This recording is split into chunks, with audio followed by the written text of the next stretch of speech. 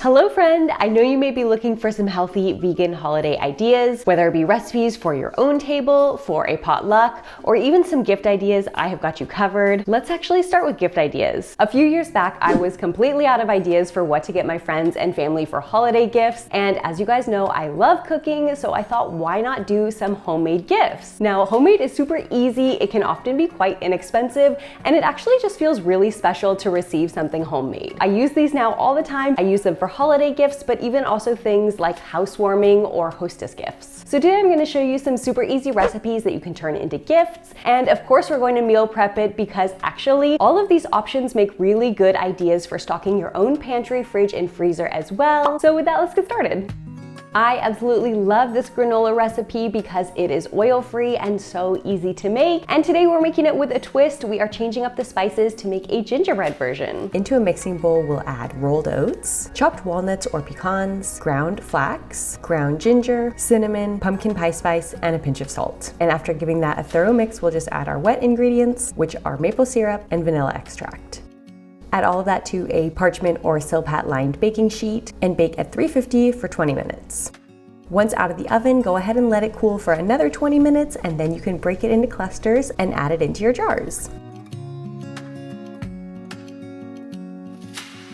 I wanted to find a cracker that was relatively healthy and also oil-free, so I came across this recipe from Minimalist Baker that uses a lot of nuts and seeds, which all have a lot of health benefits, as well as brown rice flour. For these crackers, we'll need ground flax, brown rice flour, salt, sunflower seeds, pumpkin seeds, hemp seeds, and chia seeds. Give that a thorough mix, and then add your boiling water and mix one more time. Let that rest for about 15 minutes.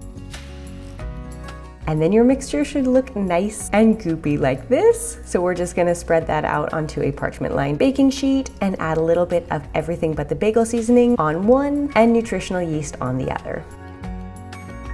To check if these are done, make sure they are not soft in the middle anymore, and once they are fully cooled, you can just use your hands to break them into cracker pieces.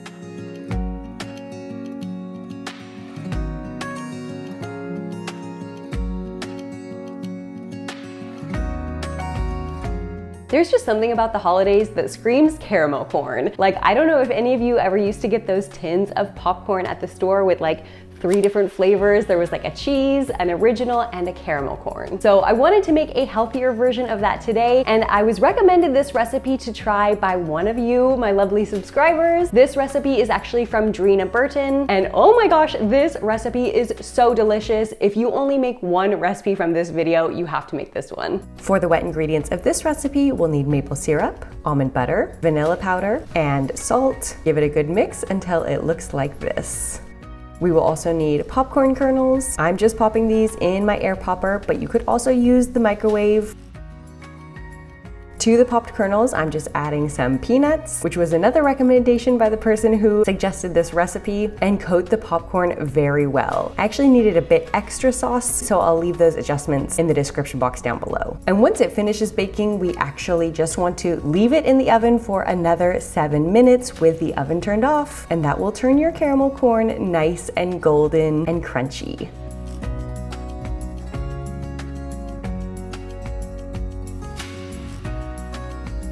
I feel like jam is another one of those quintessential holiday recipes that people really love to both gift and receive. I remember a few years ago, a friend of ours gave us this spiced cranberry jam and I was obsessed. Plus, it's really easy to make at home, a lot easier than you think. We are actually going to make both an apple butter and a cranberry jam. The apple butter we're doing in the Instant Pot, which makes it super easy and hands-off, and the cranberry jam only takes about 10 minutes on the stovetop. I'm using frozen cranberries, but you can also use fresh with some water or orange juice, your spices of choice. I'm using star anise, cinnamon, and orange zest. For sweetener, I'm using maple syrup, but you could also use coconut sugar or date sugar. Let that simmer for about 10 minutes, and don't forget to remove your spices, and then once cooled, add it to your jars. First, of course, we'll need some apples. I'm just using a variety of what I already had on hand, and I did remove the skins of mine since they are not organic apples, but you could leave the skin on if you wanted. So just add all of those ingredients into your Instant Pot with some coconut sugar, pumpkin pie spice, a pinch of salt, and vanilla extract. Go ahead and seal that and set it to high pressure for 10 minutes. and you will see your apples are nice and soft and ready to be blended. Now I wanted to reduce mine down a bit more, so I just put the Instant Pot on saute mode. Go ahead and press the saute button until the menu reaches less. And I noticed mine was still splattering a bit, so I used a piece of parchment paper to cover it with just a small hole for the steam to escape. And after about 15 minutes of reducing, you can see it is nice and thickened and just a perfect apple butter consistency.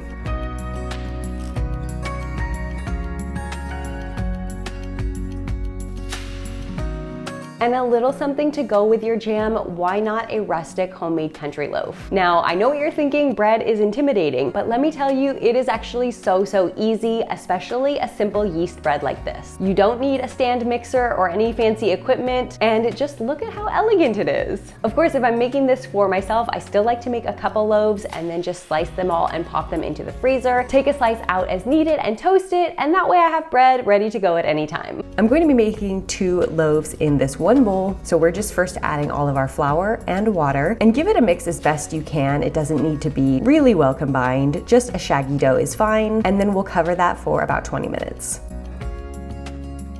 Once that has rested, we will add our yeast and salt, and you're gonna take a wet hand and just mix that in. You really wanna pinch it and work it through the dough until you feel that it's pretty well combined throughout, and then again, we're gonna cover it for another 20 minutes. At this time, we're gonna do our first set of stretch and folds, which is basically just to pull the dough up. You don't wanna pull it so high that you tear it, just a gentle pull 4 times all the way around the dough ball, and then set it back to rest for another 20 minutes. We'll repeat the stretch and fold one more time after that, and then let the dough rise for a few hours, and you should get a nice, bubbly, fluffy looking dough ball. So we're just gonna spread a bit of flour onto our work surface, and since I made a double loaf here, I'm just gently cutting the dough into 2 balls, and you're just gonna give it a rough shape to start, and then let that rest for about 10 to 15 minutes. Now, believe me, I am not an expert, but what I've learned from watching YouTube videos is that we want to make this into as tight of a ball as possible. So that's what I'm doing here. Just go ahead and fold it a few times, and then use your hands to work it into a circle. For this loaf, I'm adding some sesame seeds on top, so just take a wet hand to gently dampen the surface, add it into your sesame seeds, and then into a basket to rise for 1 more hour. I'm just sprinkling a little bit of flour on top so that our silicone cover doesn't stick, and we will let those rise.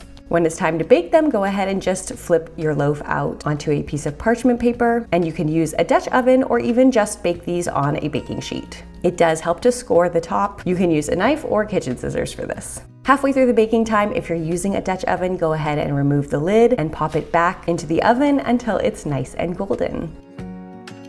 And then once these are fully cooled, I waited until the next morning. You can go ahead and wrap these in a decorative tea towel if you're giving these as gifts. And this is really easy, just make 2 knots on the top. For the second knot, go ahead and tuck in those extra little edges, and you have a cute little gift package.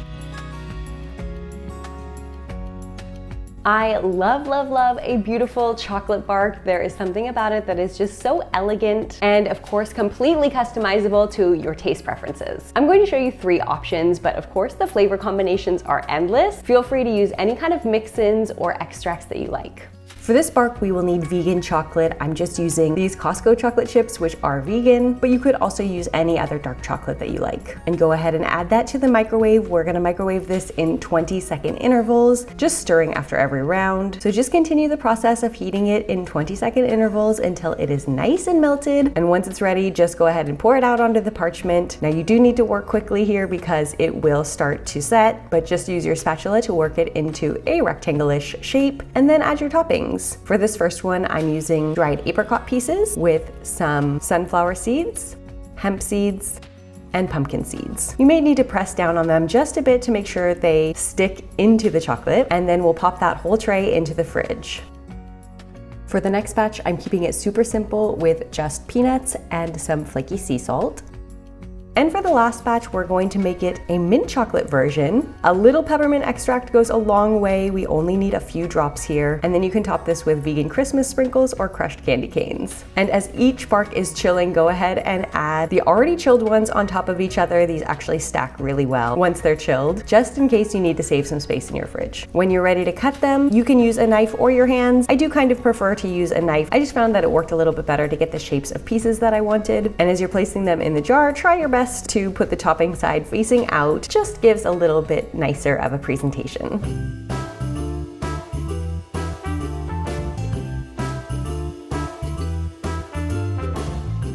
Now, if you're hosting any kind of holiday dinner this year, you might be a bit overwhelmed by what to make. So in order to find some recipes to share with you all, I wanted to challenge myself to make a 5-course holiday meal that doesn't take a lot of time, isn't too expensive, and that uses up a lot of ingredients I have at home already. I'm trying to reframe my mindset around Christmas a little bit this year. Now, I love Christmas and I do like to do something a little bit special, but I don't want to go all out and spend a ton of money. And I thought maybe some of you might be in a similar situation. So I'm going to try and get this done in just a couple of hours, including marinating, cooking, and waiting for things to set. It is about 12:45 now, so let's get started. Actually, before we even start, the first thing I need to do is get on an apron and set the mood. We're gonna listen to some Christmas guitar music on YouTube.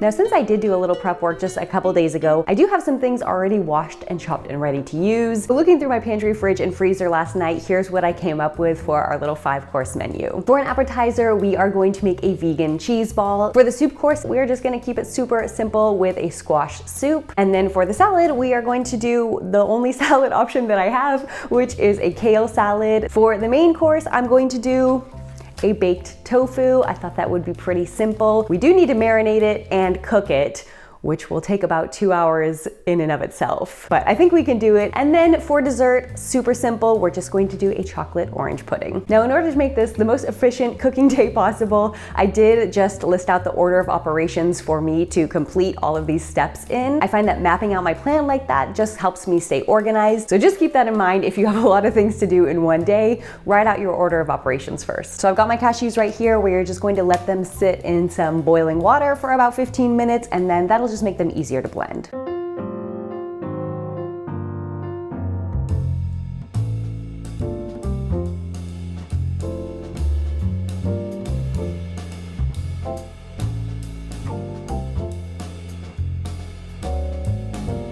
Now here's my secret ingredient for this chocolate pudding. I have made it the original way a few times and it is really good, but if you want to take it to the next level and make it a little bit richer and more decadent, add in a couple of vegan chocolate chips, or you can also use a couple squares of vegan dark chocolate, and it just brings a new richness and creaminess to it.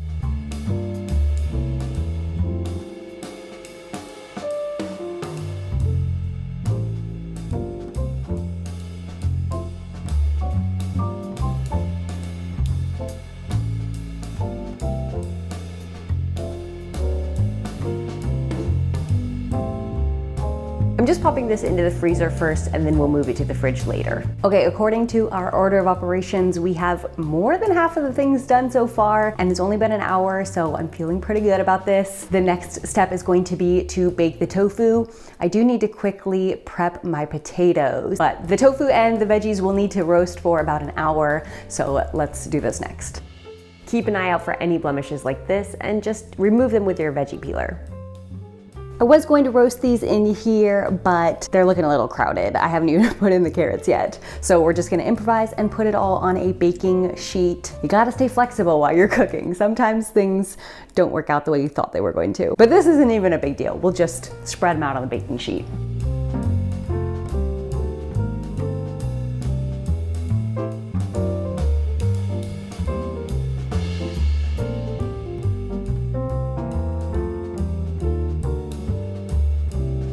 Okay, the tofu is in the oven, the roasted veggies are in the oven. Now we are going to start on the soup, which should actually be really fast because I already have the squash cooked. So all we really need to do for the soup is to saute the garlic and onion, and then I will add in the cooked squash, also some red lentils for a little extra protein, and after about 10 minutes, that soup should be ready. To add creaminess to this soup, you can use coconut milk or even something like soy milk or your regular plant milk if that's all you've got. Okay, time check, it has been just over 2 hours and we're doing pretty good. The tofu has 18 minutes left to bake. I need to get this salad done and the stovetop glaze done within that 18 minutes, and then we'll assemble everything. We're almost there.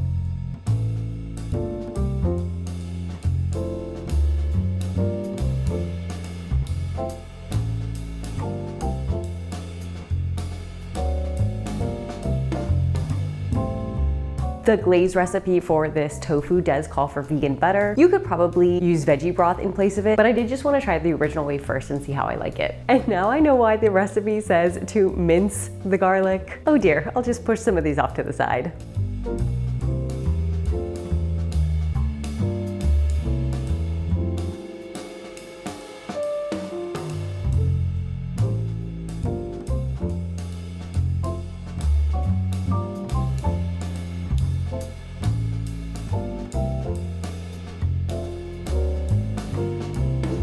Okay, we have made it in just about 2.5 hours. You also have to take into consideration that I'm moving the camera around, which you wouldn't need to be doing. So I think that you could probably get this done in even less time than I did. But more importantly, look at what we made using up only things from the pantry, fridge, and freezer, and a pretty inexpensive 5-course meal as well. Not to mention, some of these recipes made very large quantities. So I'm sure I'll have leftovers of like the soup and the cheese ball, which is awesome.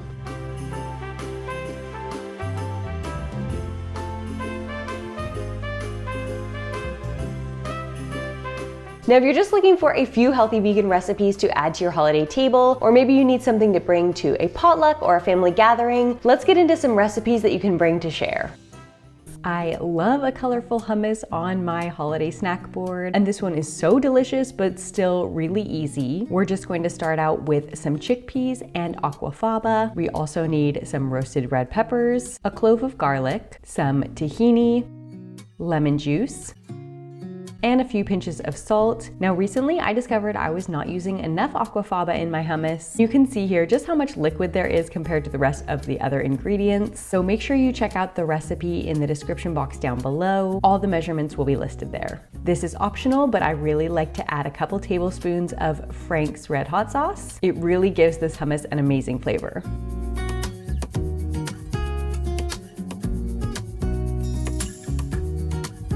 Next, we are going to make a vegan baked brie. This recipe is from Sam of It Doesn't Taste Like Chicken. And to start out, we are just gonna soak some raw cashews in boiling water for about 10 to 15 minutes. Once those are drained and rinsed, go ahead and add them to your blender along with some soy milk, nutritional yeast, tapioca starch, salt, garlic powder, and apple cider vinegar. And we're just gonna blend that on high until it is nice and smooth. And we are gonna pour the whole thing into an oven-safe dish and bake this at 400 for about 30 minutes, stirring halfway through, so I'm just setting the timer for 15 minutes. Now, the original recipe does say to stir this halfway through, but I'm not sure if I liked how the final texture turned out, so I will leave my amendments to the cooking instructions for this recipe in the description box below. So following the recipe, we're just gonna pop that back into the oven for another 15 minutes. And you can see once it's cooled a bit, this is how the texture turned out. Now, of course, the more it cools, the firmer it's going to get. So I think this is a dish best served hot, and therefore you probably want to bake it in the same dish as you're going to serve it in, which I did not do. So just keep that in mind if you're going to be making this recipe. And then we are just going to assemble a little snack board on our cute little Christmas plate. We have some carrots, cucumber, red bell pepper, of course our roasted red pepper hummus, some pretzels, and some crackers.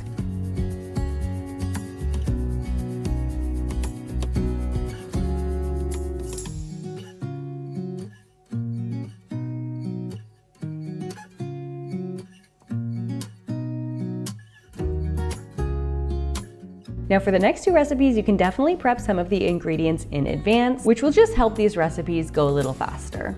So for the first recipe, we are just going to need some sliced onion, some cooked quinoa, dried cranberries,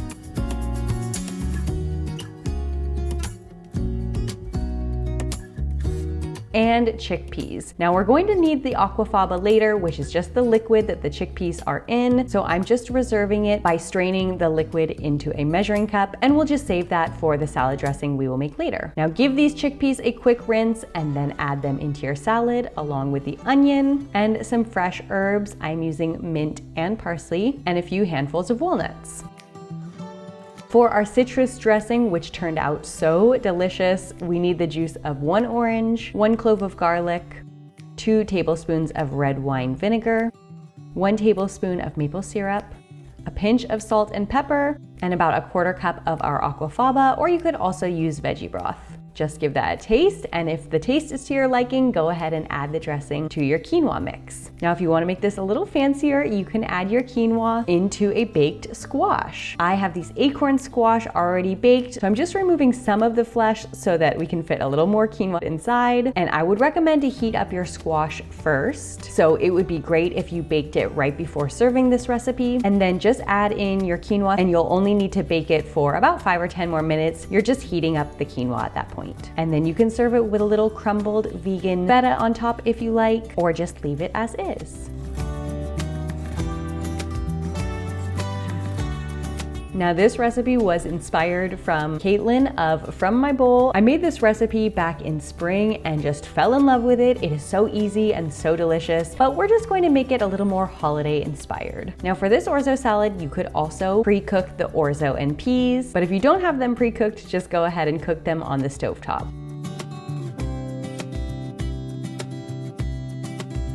Let that cool, and then add in any red or green veggies you like. I'm using chopped red bell pepper and fresh mint and parsley, but you could also add pomegranate seeds, fresh cranberries, any other green veggie that you like. For nuts, you could do pine nuts, pistachios, or pumpkin seeds. Essentially, we're just going for a red, green, and white vibe. For the dressing, I'm keeping it super simple with lemon juice, aquafaba, or you can use veggie broth, some dried dill, garlic powder, salt and pepper, and then just taste that. I felt mine needed a bit of sweetness, so I'm adding just a touch of maple syrup.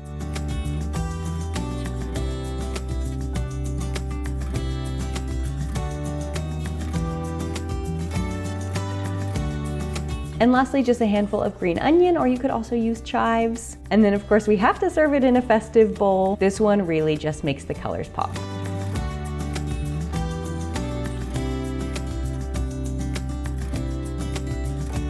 And then just a few pumpkin seeds on top for garnish, or like I said, you could use pistachios or toasted pine nuts if you prefer.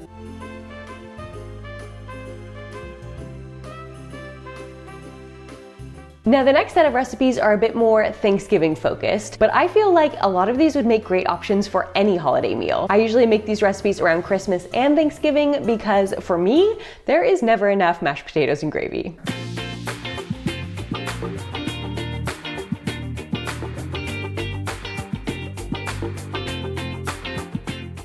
So we are going to start off with our sweet potato casserole. So first we want to get a pot of water started on the stove, and then we are just going to peel and cube 3 large sweet potatoes.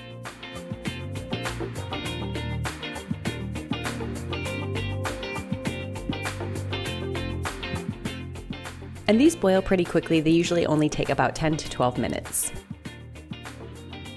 And while our sweet potatoes are boiling, we are just going to prepare our mushroom gravy. So first, of course, we are going to rinse our mushrooms.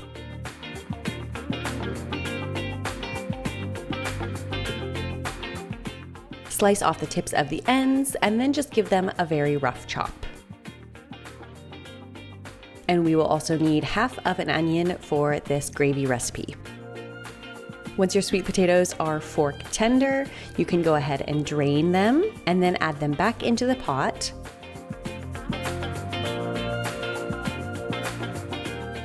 And to that, we are going to add ½ cup of plant milk. I'm using soy milk, 2 to 3 tablespoons of maple syrup, depending on how sweet you like it, a quarter teaspoon of pumpkin pie spice, and a pinch of salt.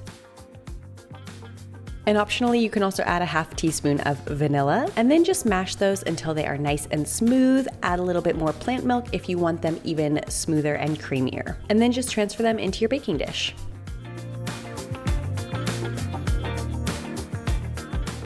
And now for the mushroom gravy, we are going to add the half an onion to a pot with a little bit of veggie broth instead of oil. And we're also going to add in 3 cloves of garlic.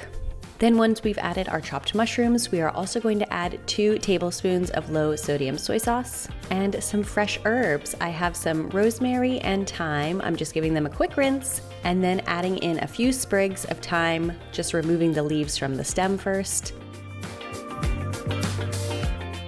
And about a teaspoon's worth of chopped rosemary. We also need a quarter teaspoon of garlic powder, quarter teaspoon of onion powder, about a tablespoon of nutritional yeast,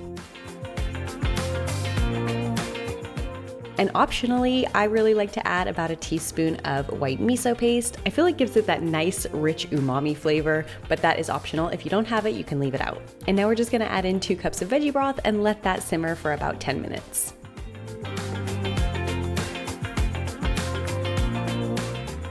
Meanwhile, we can go ahead and rinse our green beans.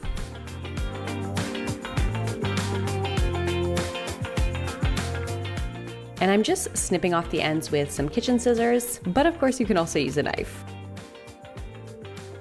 And then the last step of our mushroom gravy is to add a thickening agent. I'm using 1 tablespoon of arrowroot starch mixed with a little bit of vegetable broth. And you want to mix that separately and then add it into your gravy. If you pour arrowroot starch or cornstarch directly into your hot liquid, you will get lots of clumps, which is not pleasant. And of course, if you don't have arrowroot starch, you could also use cornstarch here. And go ahead and just turn up the heat a bit and let that thicken.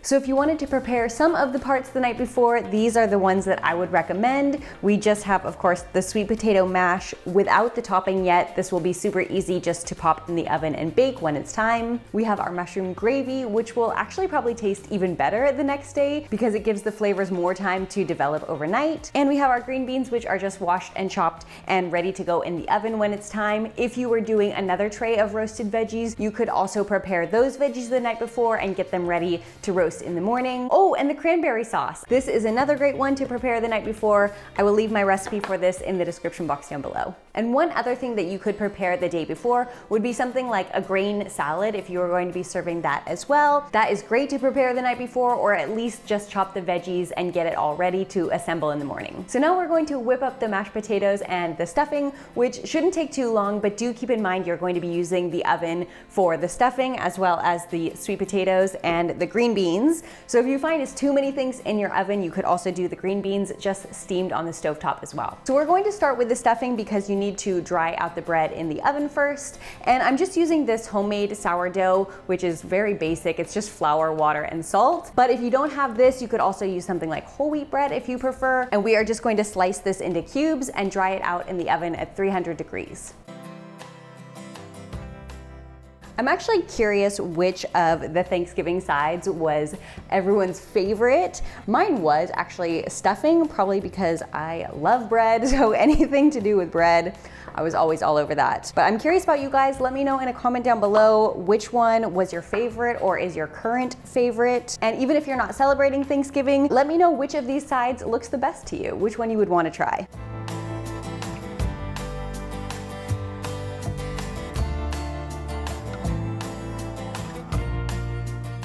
So while our bread is dehydrating at 300 degrees, we are going to chop the other half of that onion, as well as a shallot and 2 cloves of garlic.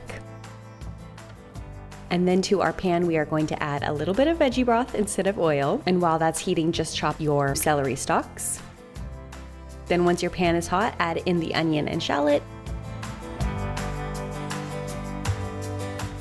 Add a little more veggie broth if needed, and then go ahead and chop your herbs. I'm again just using rosemary and thyme because that's what we've got. And once your onions have simmered for a couple minutes, go ahead and add in the herbs, the garlic, and the celery. You could also add in some vegan sausage here if you're the kind of person who likes sausage in your stuffing. I think the Beyond Meat sausages would make a nice addition.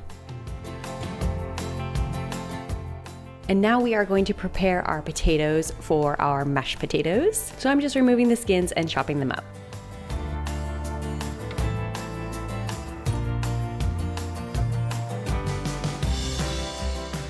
Now I have heard to start your potatoes off in cold water. Apparently it helps them cook more evenly, so that's what I'm doing here. And now that our bread is ready, we are just adding that into the rest of the stuffing mixture, adding a cup of veggie broth, giving it a quick stir, and then into our baking dish.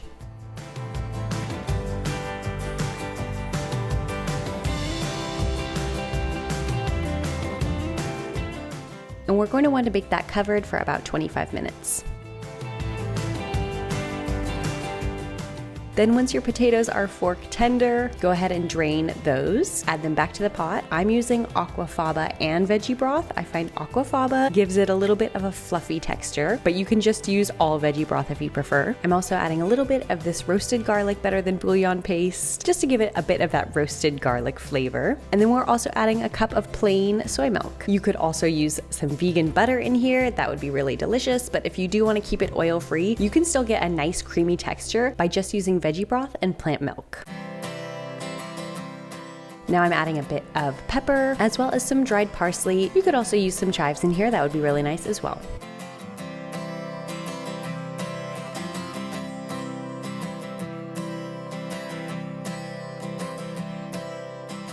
And now before our sweet potato casserole goes in the oven, we are just going to add a quick topping. Mini marshmallows are of course optional. My husband doesn't like marshmallows, so I'm just doing half and half. I personally love marshmallows on my sweet potato casserole, so I'm just using these Dandy's vegan mini marshmallows. I know the marshmallows at Trader Joe's are also vegan, but of course most store-bought marshmallows are not vegan. They have gelatin in them. So just double check the ingredients to make sure yours are vegan if that is of concern to you. Remove the cover on your stuffing, bake for another 20 minutes, and that can go right alongside your sweet potato casserole, which will bake covered for 20 minutes. And now just preparing our green beans. Like I said, you could also steam them, but we are just going to bake them with a little bit of veggie broth, garlic powder, and onion powder.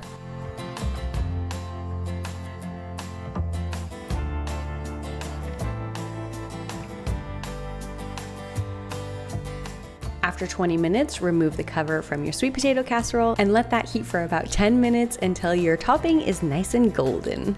At that time, the green beans can go in the oven, and those will only take about 12 minutes. And you can serve these with any kind of sauce you like.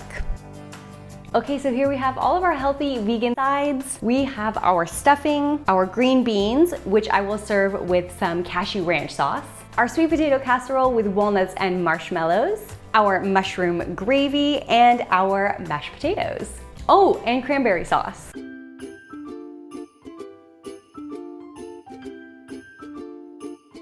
Now, all of these would fit into any holiday spread like I mentioned, but what about dessert? If you are looking for a healthier holiday dessert that would make an elegant finish to any meal, look no further. During the holidays, there is an abundance of treats everywhere. Cookies, fruitcakes, fudge, pie. And while I do love to indulge in vegan treats, I also like to keep some sort of healthy balance. So if there's any way to healthify a recipe and still have it taste good, I'm all for it. So that's what we are making today with this ice cream. Last week when I asked you all what kind of holiday ice cream you would most want to see, maple pecan won by a lot. And so in order to make this ice cream a little bit healthier, we are skipping the high-fat ingredients such as cashews and coconut cream, and instead swapping them out for our favorite healthy ingredient, sweet potatoes. Sweet potatoes are of course a great source of vitamin A, vitamin C, and antioxidants. Plus they are low in fat and delicious. But we don't want this ice cream to taste too sweet potato-y, so we are just using one previously baked sweet potato, which I have right here.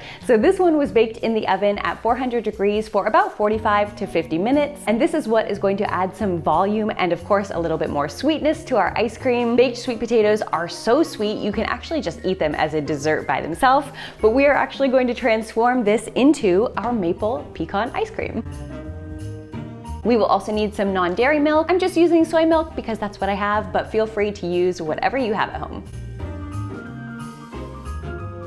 Next up, of course, we're going to need some maple syrup for that maple flavor. You could actually use some maple extract if you had it on hand. If I had some, I would be using it, but I don't, so we're keeping it simple and we're just gonna use maple syrup as both a flavoring and a sweetener. I'm also going to be using some arrowroot starch as a thickener, but if you only have cornstarch, that works as well. And we will need a half a teaspoon of vanilla extract and a pinch of salt.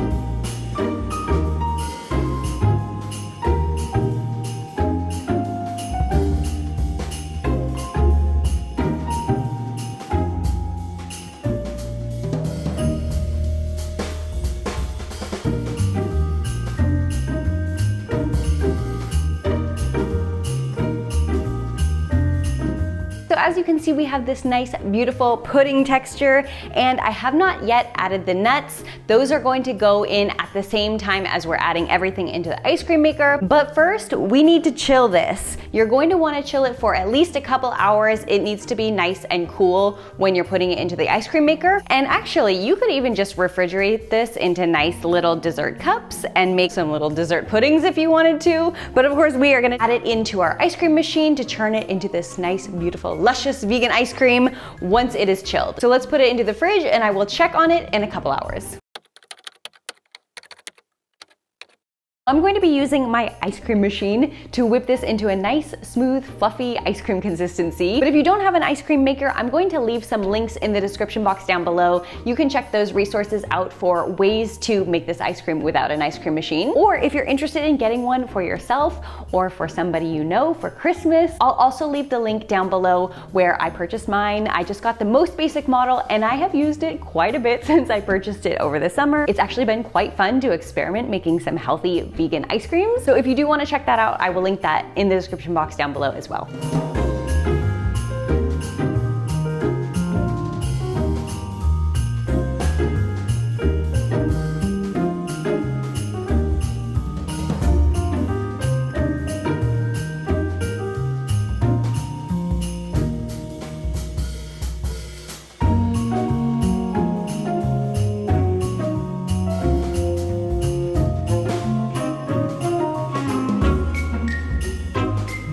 I mean, look at the beauty that is this ice cream right now. Oh my gosh, it's so beautiful. Now, I think I've mentioned in other ice cream videos that I've done before that I love the consistency right after it finishes churning. I think it's like perfect eating consistency. But definitely if you're going to be serving it at another time or you do want it a little bit firmer, you can go ahead and put it in the freezer. I'm just gonna add all of this to a Tupperware right now and we will freeze it. Let's give it a taste first. Oh my gosh, so delicious. Sweet potatoes are amazing. They can just become anything. I just love this. I love sweet potatoes, love sweet potato ice cream, and the toasted pecans in here as well. Oh my gosh, such a good combination. I also really just love this color. Just adds to the overall beauty of this ice cream, doesn't it? This ice cream would make the perfect addition to any holiday table this year. You guys have got to try this one out. Now, besides hot chocolate, probably one of my favorite wintertime drinks has got to be hot apple cider. And this is actually so easy to make at home. I can't believe it took me this long to try it out.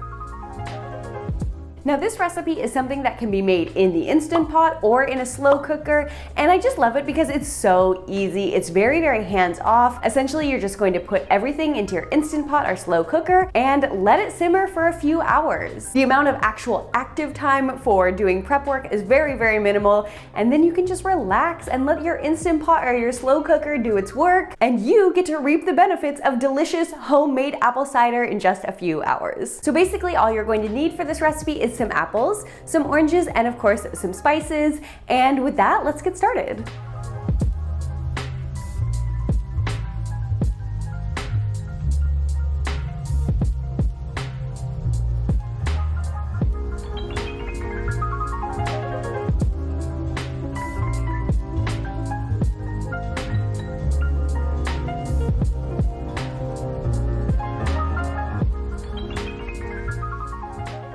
Pro tip, save your orange peels because you can use them for like a simmering potpourri. And that's essentially where you take some spices and some orange peels and a couple other things, put it into a pot on the stove, and then it fills your house with this amazing aroma. And of course you can choose different kinds of scents depending on what kind of smell you want. So I'm definitely gonna do that with my orange peels.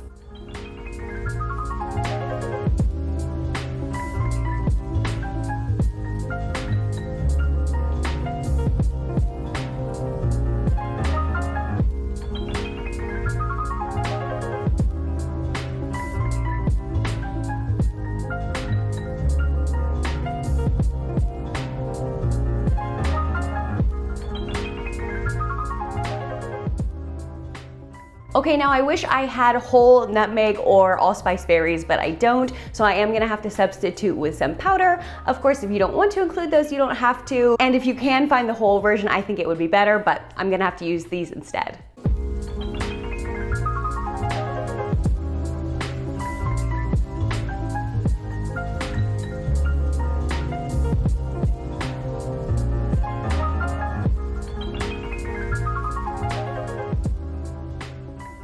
And that is it. We are just going to let this simmer for a few hours. Now, if you didn't know, you don't need to lock your Instant Pot lid when you have it on the slow cook feature. So if you do want to check on your progress and see how it's tasting, you can open the lid at any time during your slow cook, and or you can even use a glass lid or another kind of lid that fits onto your Instant Pot so you can easily take it on and off. But of course, that is up to you.